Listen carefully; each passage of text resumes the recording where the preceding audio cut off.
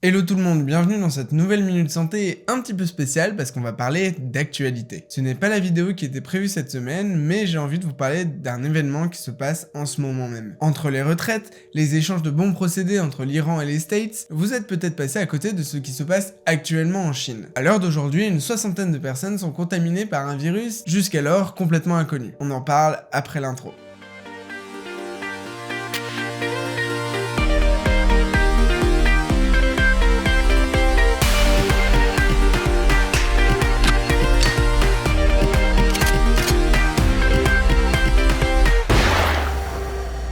Le 7 janvier 2020 à 18h19 très précisément, le Parisien publie un article avec un titre que seuls les journalistes sont capables d'inventer. Chine, un virus inconnu infecte des dizaines de personnes et inquiète les autorités. Avec un titre pareil, je vous laisse imaginer la suite. Twitter s'enflamme, Internet explose, et pendant presque 24 heures, on oublie que 187 civils sont décédés dans un crash d'avion. Oui quand même. Ce qui m'a fait un petit peu rire en faisant mes recherches, c'est que ce virus sévit depuis le 12 décembre 2019. Et l'OMS, l'Organisation mondiale de la santé, a lancé son plan d'urgence niveau 3 le 6 janvier. Ouais les gars, ça fait quand même un mois que le virus, il est là. Bon, je sais que c'est un petit peu difficile de choper les infos dans un état totalitaire, mais quand même. Reprenons les faits. À l'heure d'aujourd'hui, 59 habitants de la ville de Wuhan, en Chine, sont infectés par un coronavirus qui cause des détresses respiratoires plus ou moins sévères. Les premiers cas ont été identifiés chez des travailleurs du marché de poissons de la ville. Le marché a été complètement désinfecté, détruit et fermé, ouais, comme dans les films avec les tenues blanches et tout ça, mais ça n'a pas empêché le virus de s'étendre un petit peu dans la population de la ville. La piste privilégiée est la contamination animale-humain du fait de l'omniprésence du poisson dans ce marché où ont été contaminés les premiers travailleurs.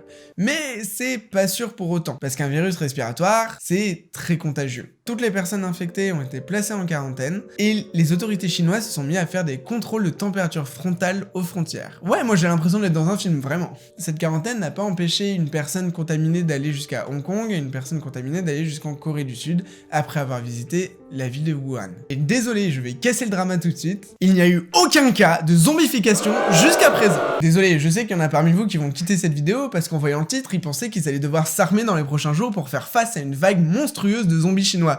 Et on n'en est pas là. Mais alors, pourquoi un virus qui ne tue pas, parce qu'il n'y a eu aucun mort jusqu'à maintenant, inquiète autant les humains et les autorités? Je vais d'abord expliquer pourquoi ce thème enflamme autant les réseaux, et ensuite expliquer la problématique sanitaire. La vraie problématique, donc. On va dire qu'un virus inconnu qui contamine la population fait très vite film de science-fiction. Moi je pense tout de suite à Je suis une légende, World War Z, 28 semaines plus tard, etc. Le point commun entre tous ces films, c'est un virus qui ravage la population, voire l'humanité tout entière, avec seulement quelques survivants immunisés, et un virus pour lequel on n'arrive pas à trouver de vaccin ou de remède. Donc forcément, ça nourrit notre imaginaire, et quand on voit un gros titre comme Le Parisien en mode « Un virus inconnu sévit en Chine », bah on fait des liens avec des films qu'on a déjà vus. Mais bref, je rêverais de vous parler en détail de zombies, mais on va essayer de rester le plus factuel possible.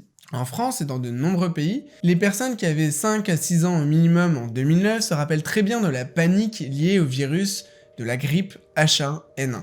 La fameuse grippe qui a déclenché des procédures hallucinantes avec la fabrication de millions de vaccins pour au final pas grand chose. Mais ce qui a fait flipper l'OMS à l'époque, c'est la rapidité de transmission du virus qui était aérotransmissible. Le virus H1N1 étant une mutation particulière de la grippe hivernale. Personne n'a jamais vraiment su d'où était partie cette mutation de ce virus, personne n'a jamais trouvé le fameux patient zéro. Et résultat des courses, un taux de mortalité pour la grippe H1N1 similaire au taux de mortalité habituel pour la grippe saisonnière. Donc là aussi, un emballement monstrueux pour au final pas grand chose on pourrait dire. Sauf que ça c'est quelque chose qu'on peut dire aujourd'hui avec le recul. À l'époque, l'OMS voyait juste un virus complètement inconnu au bataillon qui se transmettait hyper vite. Donc dans le doute, il sonne l'alerte générale et c'est parfaitement normal. On pourrait parler de la grippe espagnole qui a fait des millions de morts, d'Ebola, mais bref, tout ça pour dire qu'un virus inconnu, ça fait flipper dans tous les cas. Et qu'en plus, là, il s'agit d'un coronavirus qui est un type de virus vraiment pas friendly. Je m'explique. Retournons en Chine puisque c'est quand même le pays qui nous intéresse. De leur côté, les Chinois sont bien placés pour flipper à l'annonce de la découverte d'un nouveau coronavirus. En effet, il ne faut pas oublier qu'entre 2002 et 2003, 8000 personnes ont été infectées par un nouveau coronavirus qui donnait un SRAS, donc un syndrome respiratoire aigu sévère, qui a causé la mort de 774 personnes.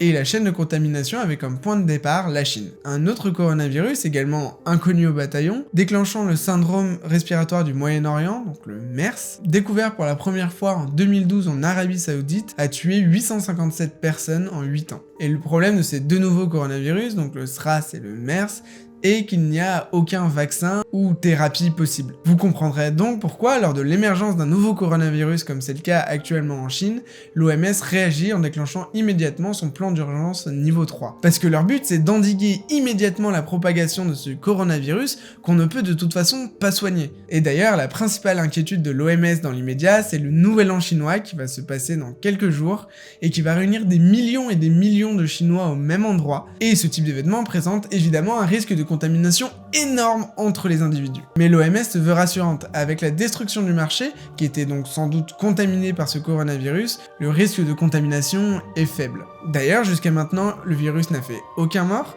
8 personnes ont été autorisées à quitter l'hôpital alors qu'ils présentaient des symptômes similaires à ce nouveau coronavirus, et aucun nouveau cas n'a été enregistré. Bon, très clairement, on n'est pas sur la même virulence que le SRAS ou le MERS, en espérant ne pas avoir à faire de deuxième épisode sur le sujet, parce que on ne sait jamais. Dites-moi en commentaire si ce genre de petite vidéo sur de l'actu santé vous a plu. Personnellement, j'ai kiffé faire mes petites recherches, donc je recommencerai avec plaisir. Allez, je vous dis à la prochaine. Salut!